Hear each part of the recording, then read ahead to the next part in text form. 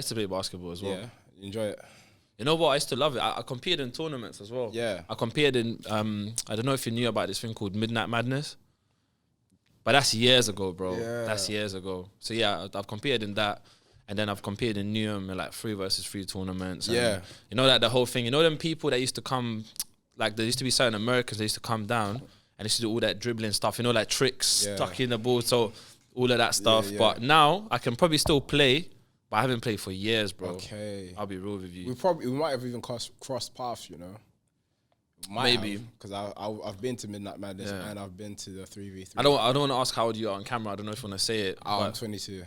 Okay, now we probably didn't cross now. All right, I'm much older than that, so no worries. Yeah. I want to ask. Now you can ask me. I'm 30. All right, cool. Yeah. So and I think by the time I hit like, say like 19, 20, then I kind of stopped playing anyways. You know what I'm saying? Other things were going on in life and stuff. So That's when I stopped as well. So. yeah.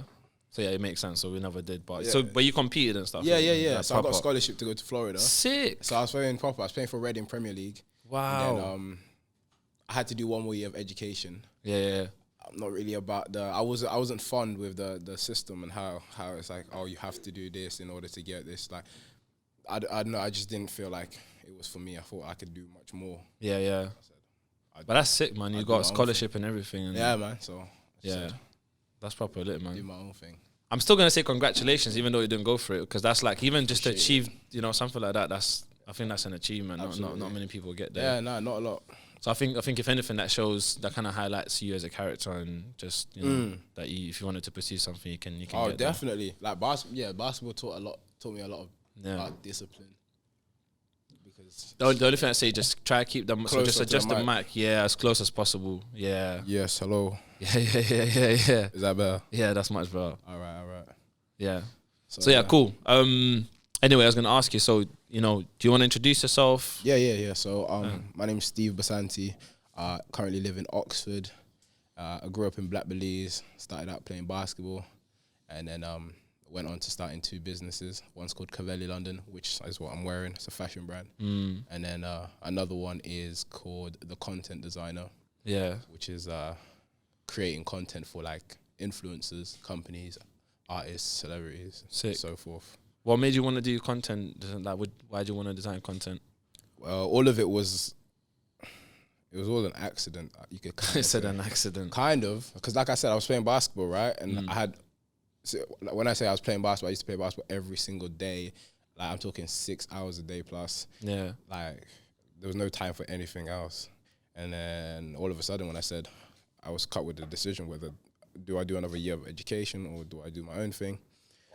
So I didn't do the year of education, and then I was left with like, okay, what do I do now? So I said, well, I have to do something. Yeah. Can't just sit there. I have to do something. I said, well, what about creating something for myself that I can actually build, you know, plant that seed? And then somehow I spoke to my partner, my missus, and then she said, yeah, why not? Let's do it. Fashion brand. Yeah. So started with the fashion brand. Sick. Then after that, started with the content creation, and here we are. Yeah. So in terms of content creation, like, what's your take on creativity in general? Because it's kind of like a creative area. Yeah. I mean, like, anybody can pick up a camera, right? Anybody can pick up football. Anybody can pick up a sport or an activity. But it's about how good. What's the difference between Messi and Ronaldo? What's the difference between a novice, somebody who isn't as skilled as or talented, right? But they pick it up and they don't go as far as somebody else who has that spark or has that mindset or the eye. It's all about, like, I don't know where I got it from, but it's there. So I don't know whether you can teach that. Yeah. Like, look at the greats, like Michael Jordan. Can you teach that? Can you teach somebody to be like Michael Jordan? But that's the question. So is it a thing of like where talent beats hard work, or does hard work beat talent? Nah, you need the two. Or is it the both? Yeah, you can't, like. So can someone who has less talent than another person still work harder than the other person? And yeah, definitely. Because then I'm thinking about Kobe, right? Like Kobe, like he was putting in work. Yeah. You know, right there. All right, yeah, exactly. But he also had talent, right? If Kobe was 5'11", would he be the Kobe that we all know today, right? Like, I'm not saying height is a talent. I'm saying like there are attributes that align for you to make up the bigger picture. For instance, like I said, if Kobe was 5'11", would he have been as amongst the greats? It's a different so debate. then doesn't it just come back to like perspective, right? Like within your perspective, it's like you hear things differently, you see things differently, so you have an eye for fashion and creativity and stuff like that. Yeah, definitely. So you're someone that has a perspective with a creative point of view. Yeah, like I would say like, for instance, how you dress will correlate to how you design clothes, or correlate to how you take a photo, or which car you buy, or which car you like, or which shoes you like. All of these little things here, or even what's like interior design of like, or color palettes. Like you see the board up here, that's a nice color palette. Like they've done the fading of the blue. So the person that's created this has a good eye for colors, has a good eye for what goes well. If you would have put like a neon green on this, it would have been a bit like, Do you know, I'm laughing right now, because you pointed it out. Like that's gonna be blurred out in the actual video, so people are gonna be watching it. People are gonna be watching it. We know. Yeah, but we know. Right, yeah. Nah, I got your point. Yeah, man. I got a question for you. Slightly random. Do you read? Nah, I don't. You don't read, and it's funny. People are always shocked about that. I listen to audio.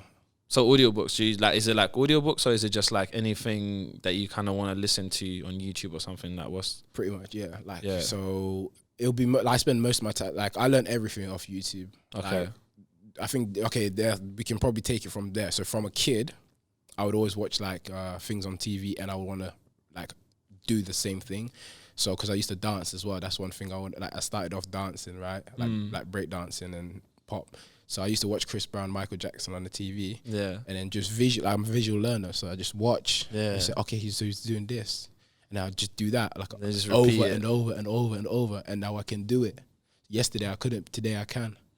Apply that same thing with basketball, photography, life, relationship. And you know what I mean? It reciprocates. So that's how I got good at certain things. Yeah. Yeah. So what would you describe it as, like kind of consistency with what else is included in that? So there's consistency. Yeah, because you also need to want it. Because you know what? And one thing that frustrates me is that people see, like I will see somebody else with X, Y, and Z. Let's say a really nice car. Now I really want that car, but you're not willing to put in that work that they've, work that they've put in to get that car. Yeah. And that we live in a world now, everything's instant. If you want food, Uber Eats, 30 minutes is at your doorstep. If you want to watch a film, Netflix, you can binge. So everything is instant right now, and so people think that success is the same way. Boom, boom, boom. You know what? On that point, I think what's happened, I think that the process got transferred to other people. So whereas before, let's say like if I want to get food or whatever, I have to go through the process, like maybe just, jumping in a car or whatever, getting on public transport, whatever, to go get the food. So that's the process, right? But then now I'm just like, I can pay for someone else to go through the process. So the process got transferred in exchange of money. Yeah, right? Money's at the top. But I've noticed that that's kind of like, that's been a pattern with a lot of different things, right? Yeah. That's not just fast food, just a lot of different things. It's like people are looking for easier ways to get things done, and there's like new services popping up and so many different apps, and it's like it's a pattern. I feel like it's been like, don't know how people are going to feel about it, but I feel like the next generations coming up are going to be a lot softer, in my opinion. Because when you used to hear your parents say, oh, when back in my days I used to walk X amount of miles to get to this, just to get, I don't know, like you hear some extremes and you kind of like, really?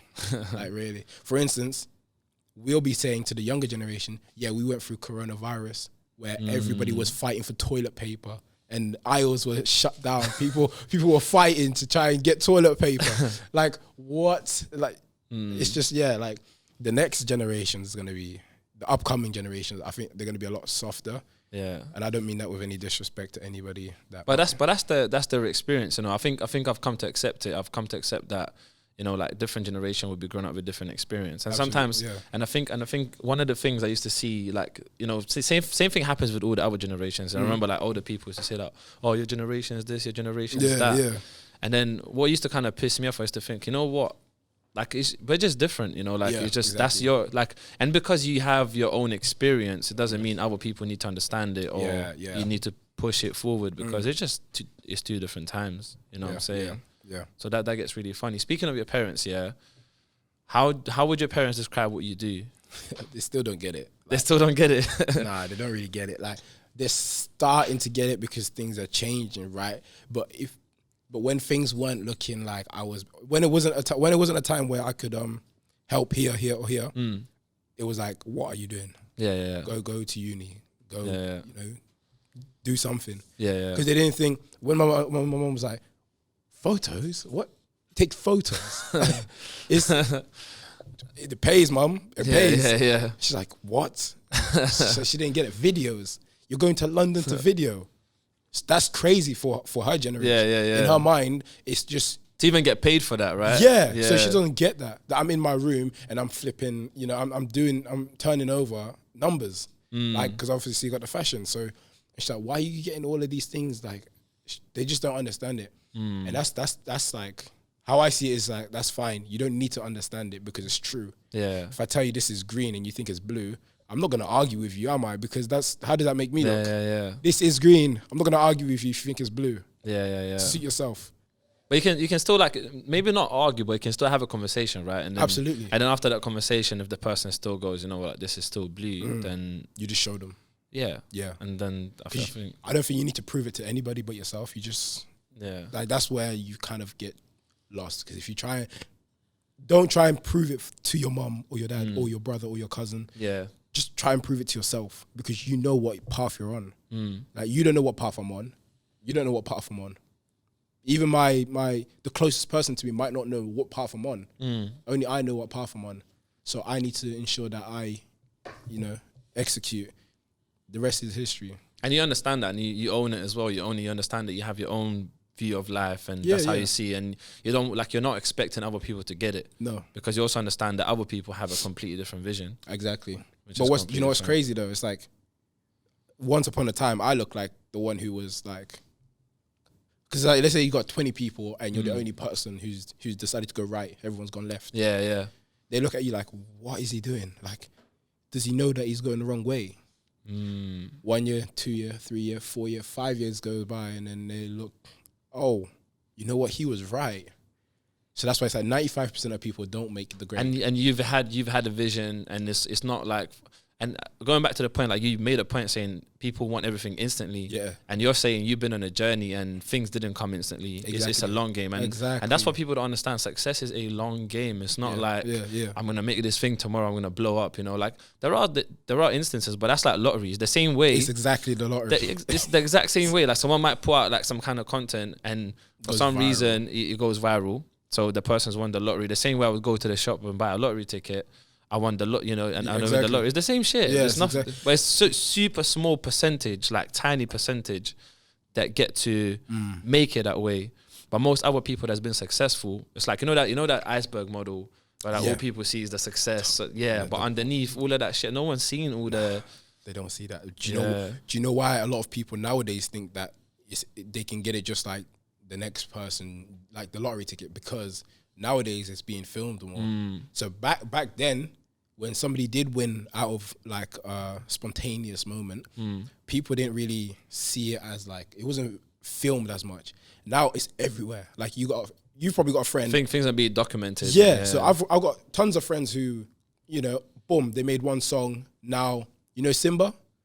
You know Rover? Should I say with a Rover? Nah, you know, this kid, he blew up, and everybody now wants to make one hit. Oh yeah. That's the UK track. Yes, I know what you're talking about. Yeah. Simba. So yeah, I know that track. Yeah. He blew up, but he's been putting in work for a long time. Yeah, but it's just the work that he was putting in wasn't getting recognized.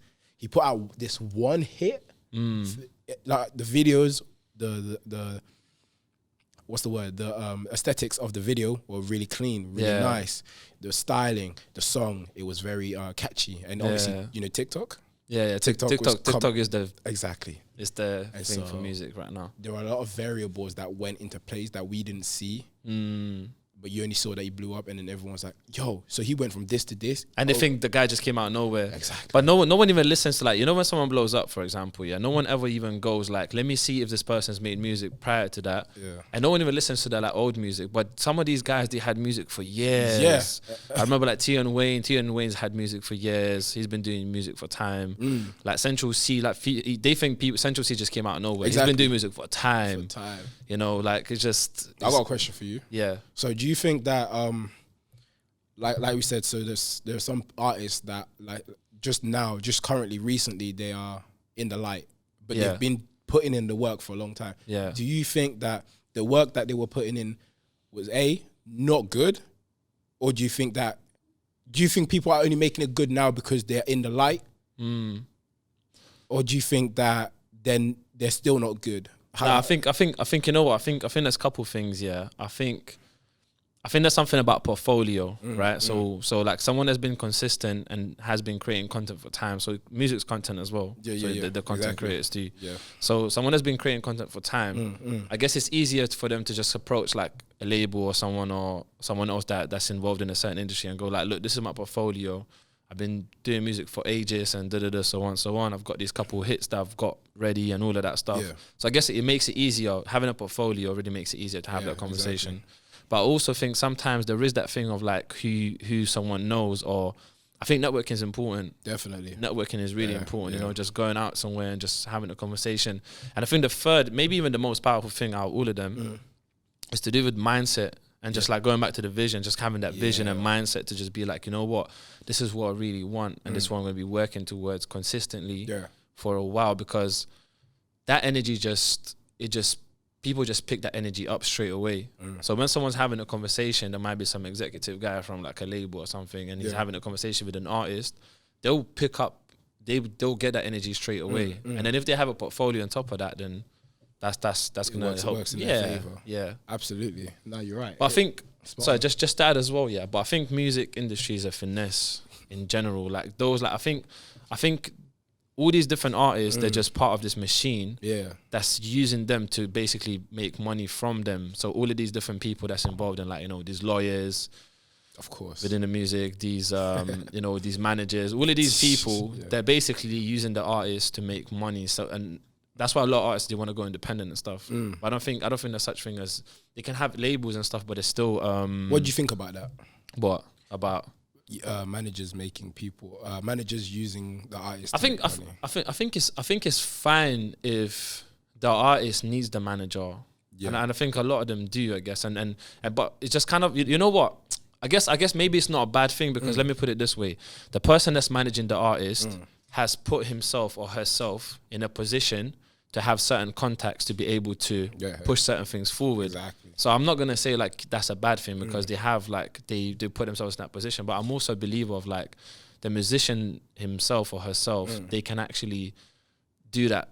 They can network themselves, you know. Yeah, they can, if they want to an extent. If they want to. Because a lot of these people, think about it, a lot of these people come out of like not the best of situations, or some of them aren't exactly clued up in the sense of life smarts or just education, or just the fundamental. All they know is music, right?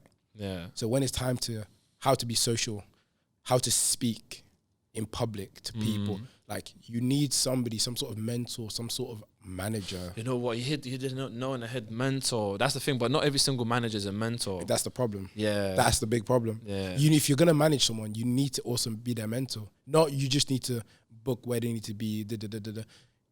Look after the money or whatever percentages. Yeah. Like, if you're gonna manage someone, do it properly. Like, if you see we always see some artists saying crazy things and then they get backlash and then this and then that. Like, I don't know, put some measures in place to prevent X, Y, and Z from happening. Do you think we're going away from freedom of speech? Because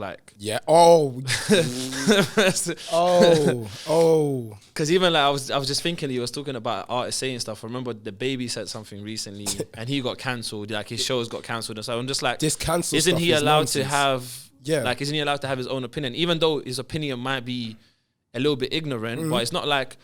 The stuff he said, it wasn't like it wasn't coming from a hatred kind of place. It wasn't hate. Yeah. It was just like he was a little bit ignorant towards certain group of people, and then and then he just cancelled him just like that. And I'm just like, that right there, yeah, cancelling people. Like, that's why I say we're going into a soft generation, right? Where anything you say, somebody's going to be offended about anything you say. How I think about it is like, all right, go to the cinema and go and have a look at how many movies there are out there that will offend you. Some of the things that go by in movies, I'm like, whoa. But it's like, cool. If it doesn't bother you in 5 minutes time, don't complain. If it's not going to bother you tomorrow when you wake up, don't complain. But then isn't being bothered by a choice as well? It is. So like it's almost, bro, like anyone can say anything, yeah. But then I get to choose. Like, I guess you know what? It comes back to responsibility. Yeah. Right. So I think people that get offended by people that say stuff, they don't want to take responsibility for how they're going to respond to that, or how they're going to feel. So they use this thing of cancelling. They're like, oh, this person said this. Let's cancel that person. It's an easy way out, right? Yeah. As opposed to saying, why are you cancelling him? Or like, what is it about what the person has just said that really made you think it was appropriate to cancel them? So this person's built their legacy, their career up to this point, years and years and years. You, who knows nothing about, doesn't even know enough about a topic to even begin to have the conversation with, thinks, yep, just cancel him, just cancel them, and that's it. Be done with it. But you know what's even more fascinating, yeah? A person that's saying something, they're actually creating a learning opportunity for people that's feeling offended. Yeah, I like that. Because someone can just go, you know what? Rather than going, let's cancel this person because I feel a type of way. Yeah. It's even more interesting to go, why do I feel like that? What is it about what the person is saying? Yeah. It's like just kind of going a bit more internally, like, what is it about the person that they said this thing and it's just making me feel a type of way? Yeah. I think there's learning in that. But usually people just the easier thing like, nah, fuck that, I don't like that. Yeah. Cancel. Because there's action and there's reaction, right? There's things that things that happen to us, and then it's about how we respond. If somebody swears at you in the middle of the street, let's say there's 5 people, it's just you and your girl, you're walking, late night cinema, there's 5 guys, hoods up. They I don't know, they swear at you just to, if they're swearing at you out of the blue, what do you think that's for? So that you can react and then they can do something to you, right? So think about it. It's like an invitation. And you take 90% of people are going to what? Yeah. Bite onto that, right? It's like, here, you bite onto it and then they got you. So 5 guys swear at you in front of your missus. You can have a huge ego and say, you know what? Nah, I'm a big man. Who they chatting to in front of my girl? And then guess what happens? You get jumped. You get beaten up. You get robbed. Or you could have just said, appreciate it, guys. Have a nice one. Yeah. You carry on. You get home safe. Your girl's fine. You're fine. Yeah. You get home. Enjoy your evening. They go away thinking like, oh, bro, he didn't even react. He or she didn't react. So who's the winner? Who's really the winner? Like that's. Yeah. And the ego doesn't like that though. The ego would just like, what? But it comes with maturity, doesn't it? Yeah, 100%. 14-year-old me would have probably wow out. Yeah. But I'm 22 now. But it comes with knowing yourself. That's what maturity brings. Just knowing yourself, you know. But you know when you're young, you hear, I don't know, did you ever used to get in trouble when you was a kid? Yeah, loads of times. Did your elders ever tell you, look, you're going to regret this, just like, you know, you don't want to get mixed up? You know what, I don't think I had. Did you have the wrong elders? Yeah. Okay. I didn't have those type of elders at that time. But you flipped it around yourself then? Yeah, do you know what? I think, I don't really like talking about my past, but at that point, when I was like 16, 17, my thing was a bit more like, if I kind of like go Joe, I go Joe. Yeah. And if I'm going to find an alternative route, then I'll just do that. And you did? I did. Eventually, yeah. Good. I did. So what made you different from your peers? Did you? I'm going to assume that you have peers that are still doing. Yeah, man. I don't know what made me different is I've always been a deep person. So I've always thought that there's more to life than all of this other shit, than just the area someone's living in, just the country in itself. It just, I don't know. It's just, I've always had like these different questions in life. Like what's, like life purpose? What's all of these different things since I was young. Yeah. So I've always like kind of thought from a different point of view. I like that. Anyways. And do you think? But I don't know where I picked that up from. Yeah, it just came, right? Yeah, I must have got it from somewhere, but I don't know. Maybe it just came from life experiences. Something just you saw. Yeah, just living in Lithuania. Oh yeah. Was like a whole, like, just moving from there to here. So eye opener. Yeah, man. Right. It's yeah. And would you say you're a product of your environment? Like, as in, do you think it's possible to roll with to hang around amongst people who aren't doing the things that you want to do. Yeah. But do you think you can still be yourself? Do you think you can still achieve the things that you're trying to achieve? 100%. I think, you know what? I think for anyone in general, I think that's the most powerful thing someone can do is be themselves and be themselves around other people. Yeah, yeah. And I think automatically, as I was getting older, I think eventually people kind of get into their own communities anyways. Yeah, yeah. You know, like people eventually find people that they're... you know, that kind of like or whatever. But there's also still people who pretend to be someone else and to fit in somewhere, you know, and all of that stuff. And I think fitting in is something, since we're talking about cancel culture, I think fitting in should be cancelled. Like people should start fitting. Like if you're going to cancel something. Yeah, it's not about fitting in. It's about complementing each other. You know, it's not about I'm going to fit in with this one person. Let's complement each other. That's what it should be. Well, do you know what it is? The most successful people don't really fit in. The most like... How can I put it? Who's an idol of yours that's really big? One idol. You know what? Before I would have said like no one, but I think now it's just Elon Musk. I like that. Yeah, I really fuck with Elon Musk. How weird is Elon Musk? He's fucking weird, bro. So that's what I say. Yeah. A lot of these big time people, big time names, you know, people that we look up to, they're not normal and they don't fit in. The reason why is because 95% of people are normal. And the 5% who actually win in life, they're complete. You have to have a level of unusual, a level of weirdness, craziness. You need to be a bit odd, otherwise you fit into the 95% category. Yeah. So because everyone's trying to be like everyone else, basically. Exactly. You know, trends, right? Everyone is a trend. Everyone's wearing Air Forces, or everyone's gonna now do this. Or I'm wearing Air Forces. It's funny I say that, but but you get what I mean. People love to jump on board. So if a big big figure says cancel such and such, everybody snowflakes underneath that person who's following them. Oh, so and so said cancel, so let's just do it. But it's just go on. That just highlights like people don't have their own opinion. Yeah, and they're super easily influenced. That's why they're called. You know, it makes sense. People are called influencers, right? But it's just like, you know, what I'm trying to say. But that sounds like a bad thing. Like before, influencer sounded like a good thing. But like that's why people get influenced way too easily. You know, that's.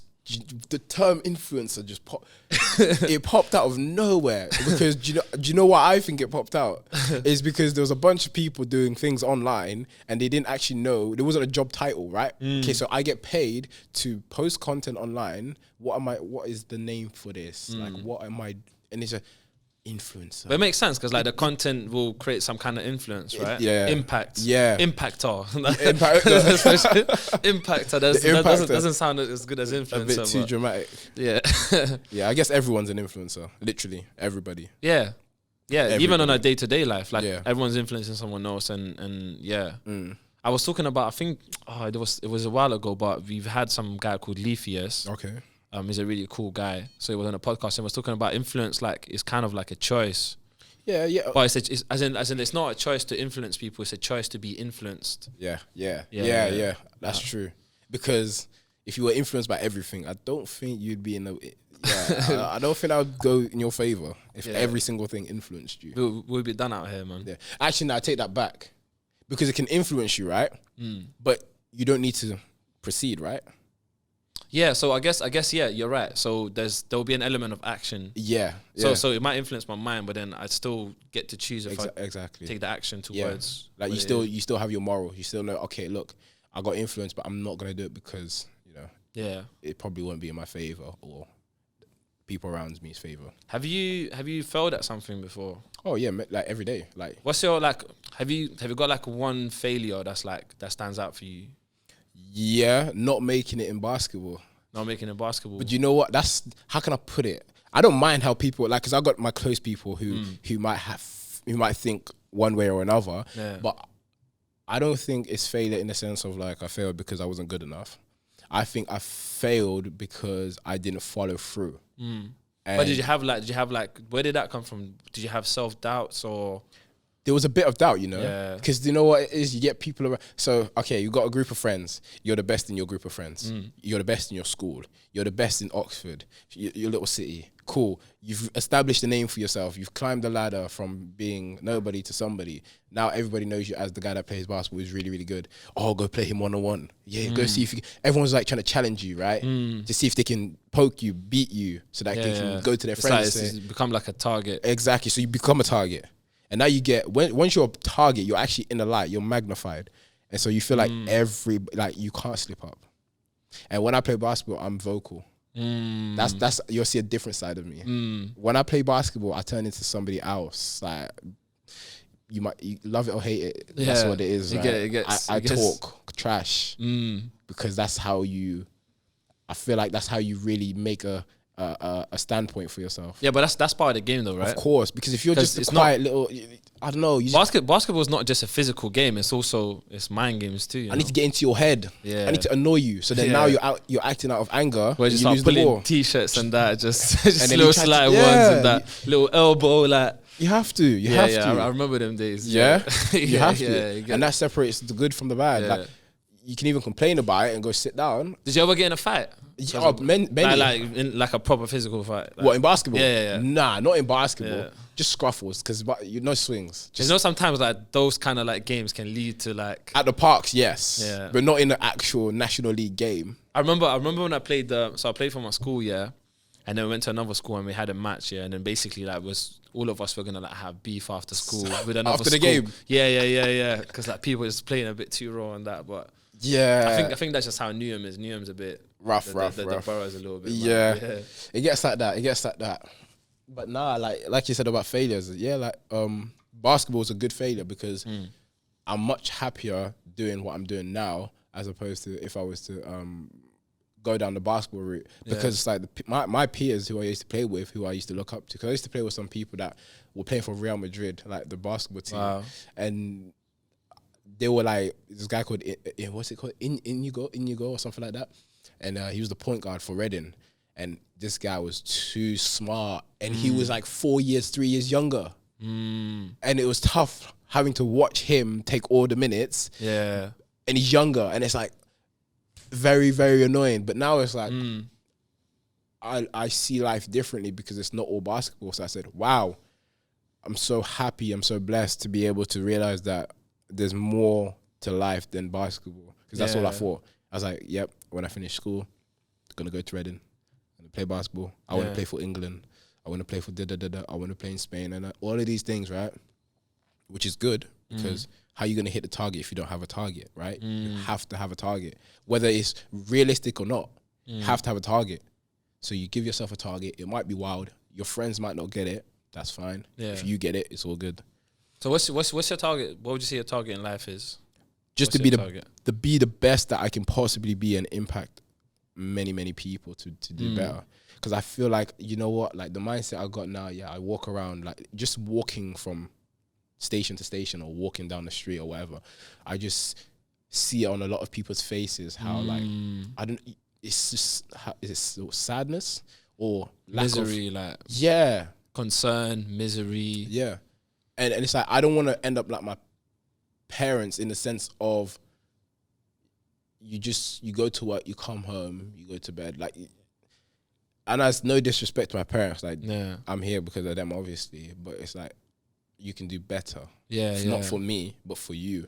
Yeah. And if I can like show people that I've gone from nothing to something and it's possible, then hopefully people will start to do the same. Yeah. Because in this world, we need a lot more clued up people. Yeah, we need people like you, man. We need more people like you, bro. We just need a lot more clued up people because if we don't, we're gonna have a lot more stupid leaders and stupid leaders. But do you think so? Would you say the world is changing for the better, like in general, or do you think it's still like it's?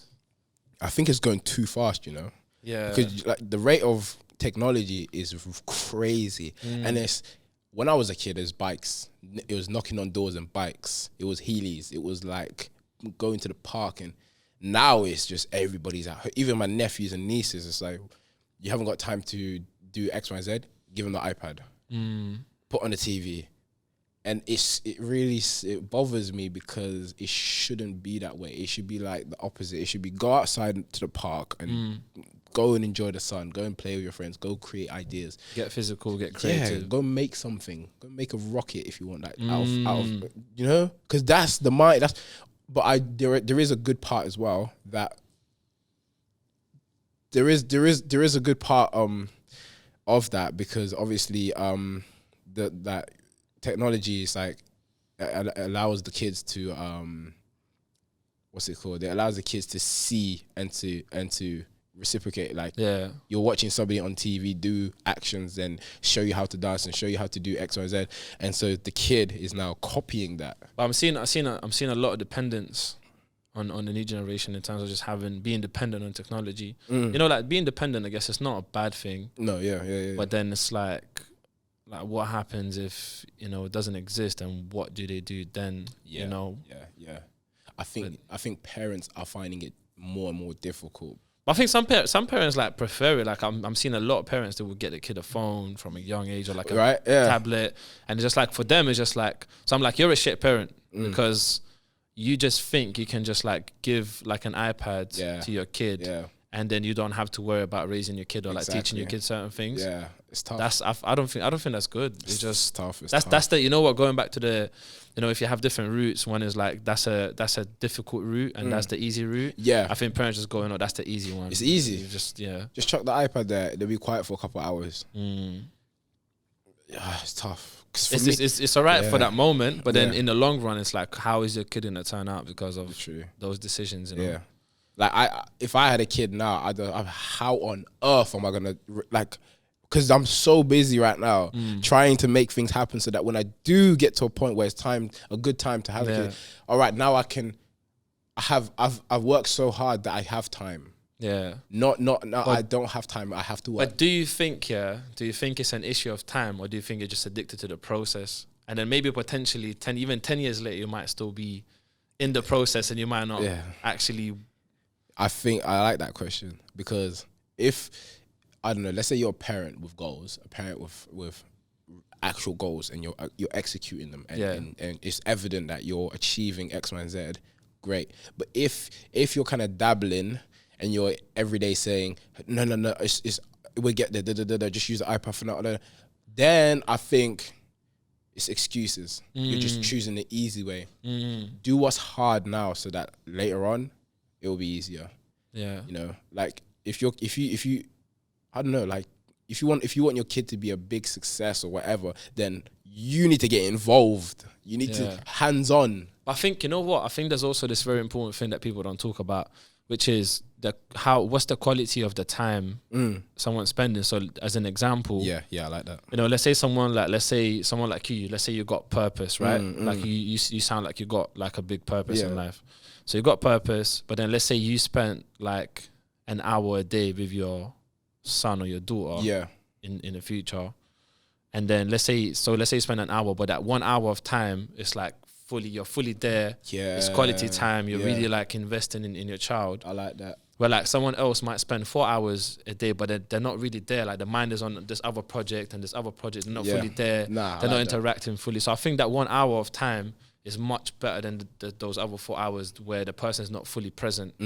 You know, and I think that goes for everything for partners, and you know, just I think that just even a skill people should think about. Everything, even learning a skill, right? Even going to the gym. You go to the gym 10 hours and then you just bounce from exercise to exercise, and then one guy comes in 45 minutes, intense. Yeah. Leaves with a pump. Yeah. Eats the right things. Because you know what, you see some people, they go to the gym and they're in there for like 2 hours, but they're on the phone. Do a little thing on the phone, but like one guy just comes, boom, intense 15 minutes.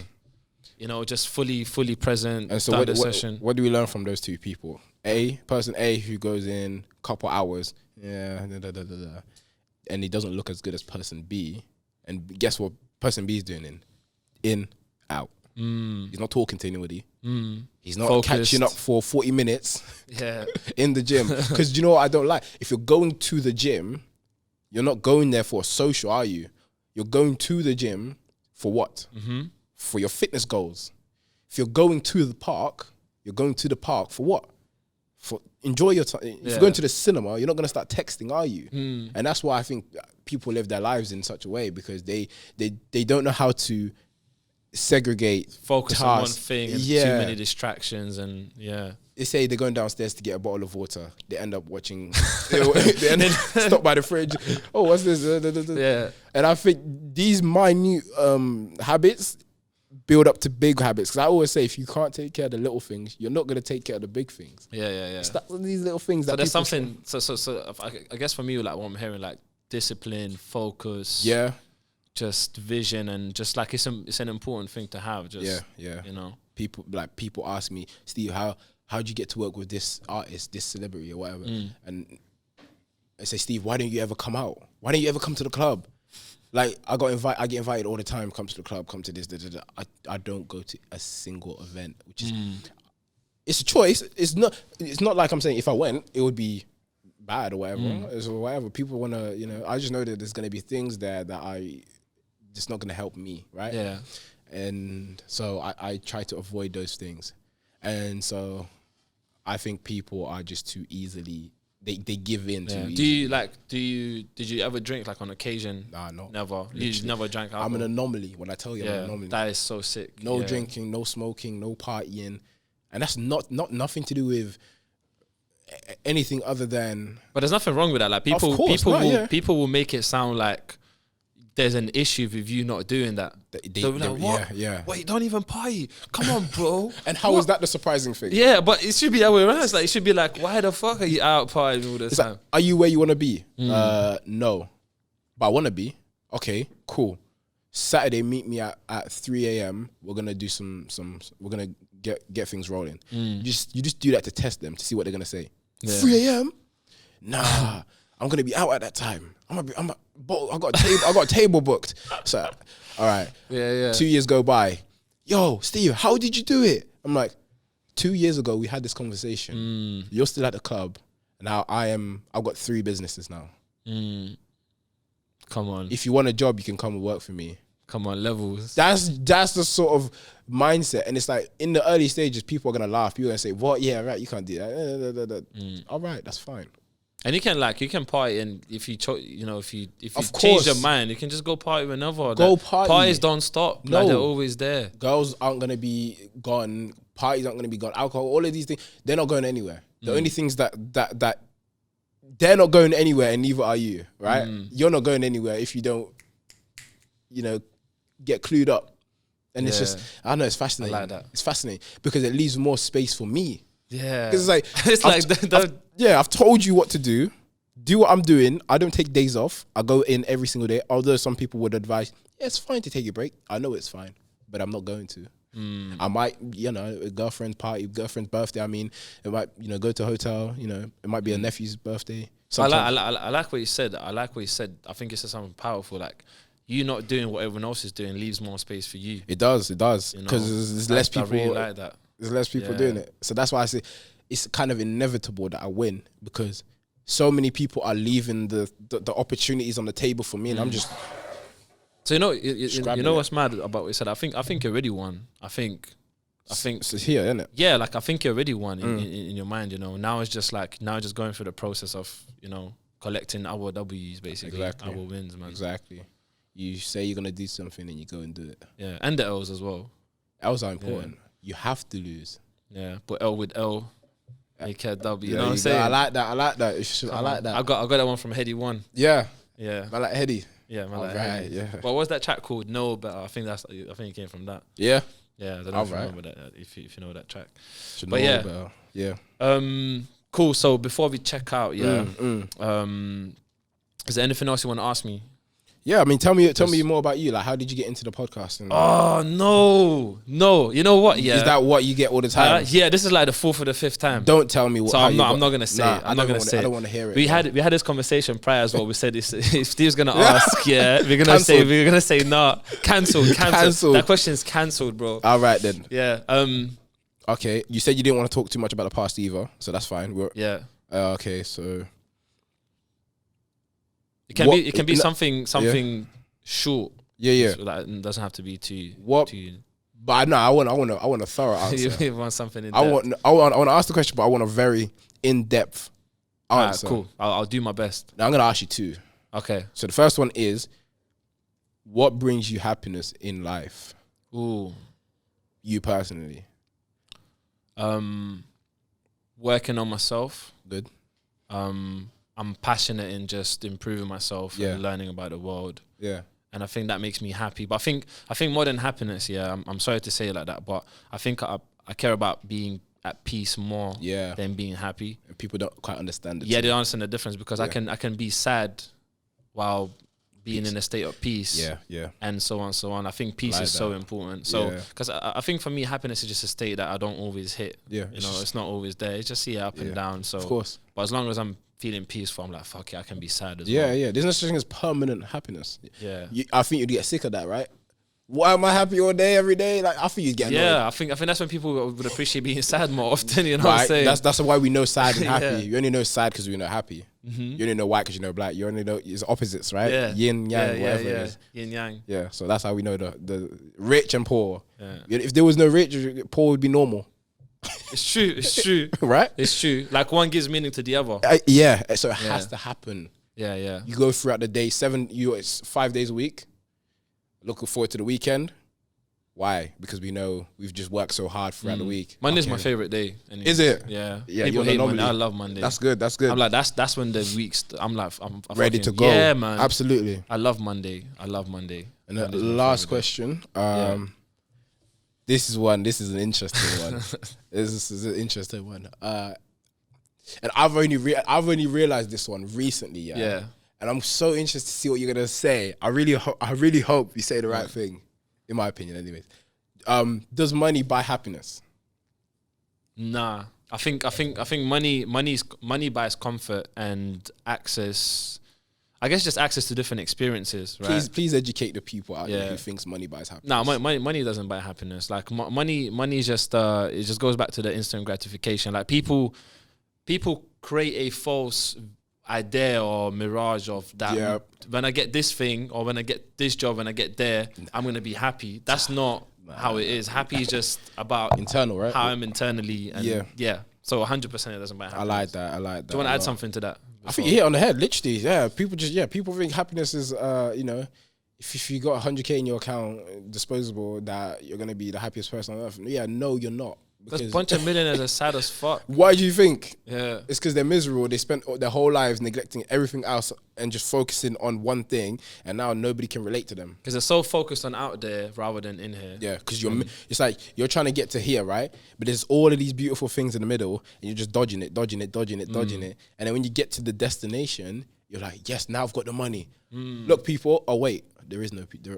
There's no people. One of my favorite things I say all the time. So I say this before I ask you the last question. Yeah. So one of the things that I say all the time is like, if you had all the money in the world tomorrow, but there was no other people in the world, what does that money do for you? You know what I'm saying? That's just something to think about. That's deep. But yeah, is there anything you want to promote quickly before I ask you the last question? Not necessarily. I'm wearing Cavelli. I like it. It looks fly though. Appreciate it. I'm not gonna lie. I'm just wearing Cavelli, and he has the content designer and Steve. That's it. Cool. Yeah. And we'll add all the links in the description Appreciate as well. It, man. So the final question is, if you had if you had 8 billion people listening to you say one thing, because we spoke about change earlier. Okay. Yeah, and you could change the world potentially saying one thing. Yeah. What would you tell them? Say, never compare yourself to other people. Only compare yourself to who you were yesterday. Ooh. Because that's the only person you gotta beat. Yo, that one hit me, bro. Only beat yourself. That one hit me. I can't lie. My bro. You gassed me up on that one. Remember that one. Hold that tight. Yeah, don't worry. We're probably gonna have to clip that and put that one on Insta still. Absolutely. Well, listen, it's been a pleasure. I appreciate you guys having me. Listen, thank you for coming. And I know it's been a bit long for you to get here. You had some difficulties, but we make it happen. We're here now, man. We don't make excuses. We show up, right? We create reasons. Yes, absolutely. Yes. Come on, my brother. Peace. Thanks for jumping on. I love that.